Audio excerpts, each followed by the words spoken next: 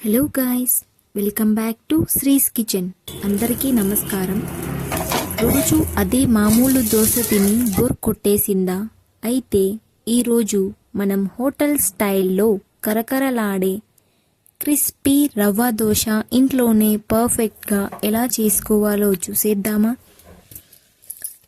ముందుగా ఒక బౌల్ తీసుకుని అందులో ఓ కప్పు బియ్యం పిండి, సగం కప్పు ఉప్మా రవ్వ, అదేనండి బొంబాయి రవ్వ, పావు కప్పు మైదా పిండి వేసుకుని అందులో కొద్దిగా జీలకర్ర, 5 నుండి 6 కచ్చాపచ్చాగా దంచిన మిరియాలు, 1 టీ స్పూన్ సన్నగా తరిగిన అల్లం, పచ్చిమిర్చి, కరివేపాకు, కొత్తిమీర, పావు కప్పు పెరుగు మరియు రుచికి సరిపడా ఉప్పు వేసి బాగా కలుపుకోవాలి.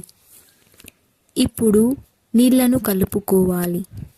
మొత్తం 3 కప్పుల నీళ్లు పడతాయి. మొదట 1 కప్పు నీళ్లు పోసి ఉండలు లేకుండా బాగా కలుపుకోవాలి. ఆ తరువాత మిగిలిన 2 కప్పుల నీళ్లు పోసి పల్చటి పిండిలా తయారు చేసుకోవాలి. రవ్వ దోశ పిండి ఎంత పల్చగా ఉంటే దోశ అంత బాగా వస్తుంది. ఈ పిండిని 30 నిమిషాల నుండి 1 గంట పాటు పక్కన పెట్టి నాననివ్వాలి.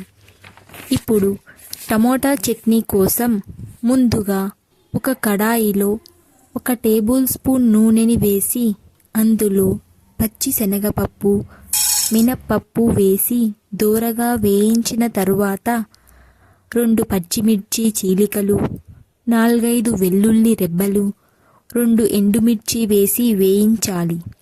ఇప్పుడు మీడియం సైజులో తరిగిన 3 ఉల్లిపాయలు, కాస్త చింతపండుని వేసి వేయించాలి. కొంచెం జీలకర్ర, 2 టమాటా ముక్కలను వేసి టమాటోలు బాగా మెత్తబడేదాకా మగ్గనివ్వాలి.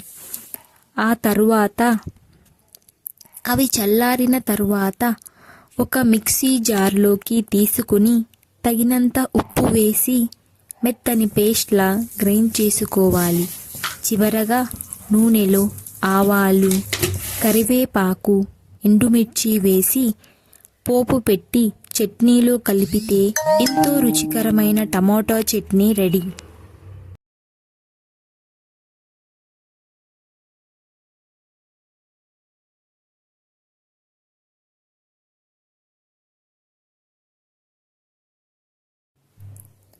పిండి నానిన తరువాత రవ్వ అంతా కిందకి చేరి నీళ్లు పైకి తేలి ఉంటుంది.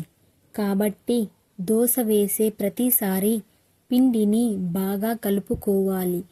ఇక్కడ ఒక చిన్న టిప్, పెనం మాత్రం చాలా అంటే చాలా వేడిగా ఉండాలి. పెనం మీద కొన్ని ఉల్లిపాయలు చల్లి పిండిని పల్చగా ఇలా చల్లుతున్నట్లు పోయాలి. పెనం బాగా కాలుతుంటేనే ఆ క్రిస్పీ జాలీ టెక్స్చర్ వస్తుంది.